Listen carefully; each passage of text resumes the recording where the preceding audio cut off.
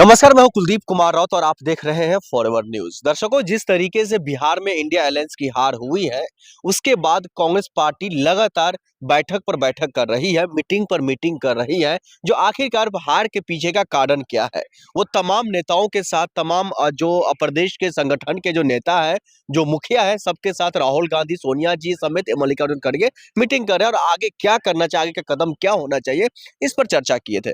हमारे साथ कांग्रेस पार्टी के तेज तरह के नेताओं में से एक और तमाम मामलों पर बेबाकी से अपना बयान रखते हैं, शर्मा जी है। सर, आपका बहुत बहुत स्वागत है। किस तरीके से देख रहे हैं ये जो मीटिंग हुई है, इसका क्या जो है पारदर्शिता है, इस मीटिंग का क्या दूरदर्शी जो है वो कितना फायदामंद रहेगा देश के लिए, राज्य के लिए, और आप जो हार रहे हैं उसमें जीत की तरफ कितना तब्दीली करेगा?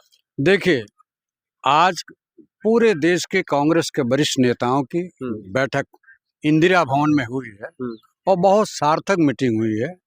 इसके बारे में हमारे प्रवक्ता पवन खेरा जी ने पूरे प्रेस के लोगों को बताया है और कांग्रेस पार्टी पूरे गहनता के साथ इस पर विचार कर रही है, इस पर आंदोलन करेगी, चुनाव आयोग का घेराव भी करेगी, चुनाव आयोग को इस स्तर तक लाएगी कि उनको त्यागपत्र देना पड़े या भारत सरकार को उनको हटाना पड़े।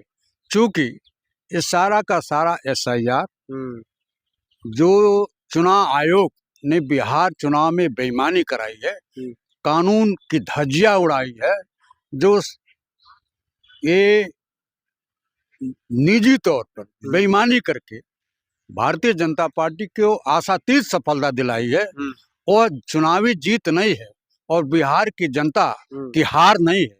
बिहार की जनता जो पलायन कर रही है, आज भी आपने ट्रेनों में देखा होगा कि किस तरह से भीड़ के साथ बाहर कमाने के लिए जा रही है।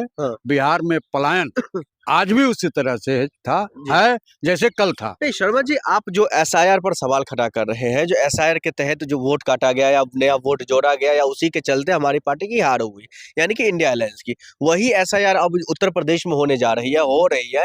योगी आदित्यनाथ की सरकार तो बिल्कुल भी नहीं कह रही जो एसआईआर नहीं होनी चाहिए।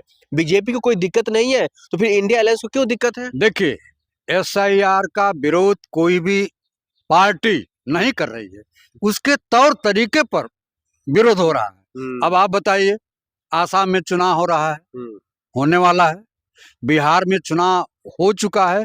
बिहार का चुनाव लोग जानते थे कि फला समय में चुनाव होने वाला है, लेकिन आप यही एसआईआर साल भर पहले कराए होते, इत्मीनान से कराए होते, लोगों को कि देख जो वहाँ बिहार का रहने वाला है, आपने जो 64 लाख लोगों को वोट देने से वंचित कर दिया, उस पर सवाल नहीं उठता। आपने इतने जल्दबाजी, एक महीने में कभी एसआईआर हो ही नहीं सकता है। और चुनाव आयोग ज्ञानेश कुमार भारतीय जनता पार्टी के अध्यक्ष के रूप में काम कर रहे हैं। एक चुनाव आयोग जो निर्विवाद होता है, जो निष्पक्ष होता है, जो सबके, चाहे भारतीय जनता पार्टी का चुनाव हो, चाहे इंडिया गठबंधन का चुनाव हो या टीएमसी का चुनाव हो, पूरे देश में इनके पहले भी चुनाव आयोग हुआ करता था। लेकिन जहां भी चुनाव होता है, अगर किसी राज्य में आप जीत जाते हैं तो वहां पर बिल्कुल चुप हो जाते हैं, जहां पर हार जाते हैं तो फिर मीटिंग करने लग जाते हैं, चुनाव आयोग पर ठिकरा फोड़ देते हैं, वोट चोरी का मामला ला देते हैं, मशीनरी में गड़बड़ी का मामला ला देते हैं।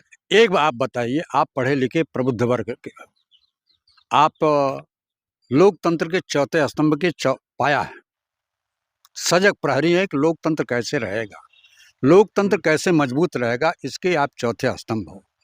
आप बताइए, हरियाणा के चुनाव में एसआईआर के नाम पर कितने लाख वोटों को बाहर किया गया।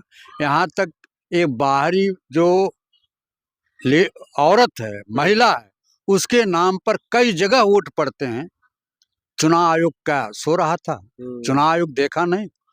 बिहार के चुनाव में भी आपने देखा,